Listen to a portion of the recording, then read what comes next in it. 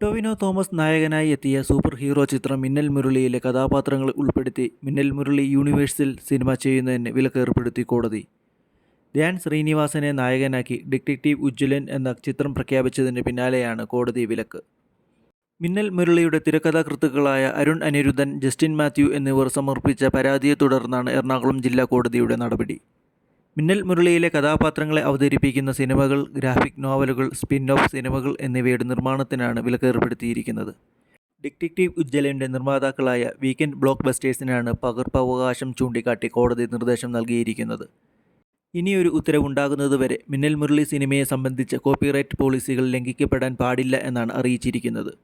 September 3-നായിരുന്നു detective ഉജ്ജ്വലൻ്റെ teaser അണിയറ പ്രവർത്തകർ പുറത്തുവിട്ടത്. മിന്നൽ മുരളിയിലെ കഥാപാത്രങ്ങൾക്കും സ്ഥലങ്ങൾക്കും ടീസറിൽ റെഫറൻസുകൾ ഉണ്ടായിരുന്നു. മിന്നൽ മുരളി എന്ന ചിത്രത്തിലെ കഥാപാത്രങ്ങളെ ഉൾപ്പെടുത്തിക്കൊണ്ട് മിന്നൽ മുരളി യൂണിവേഴ്സിന് രൂപം നൽകുമെന്ന് നിർമ്മാതാവ് സോഫിയ പോൾ നേരത്തെ പ്രഖ്യാപിച്ചിരുന്നു.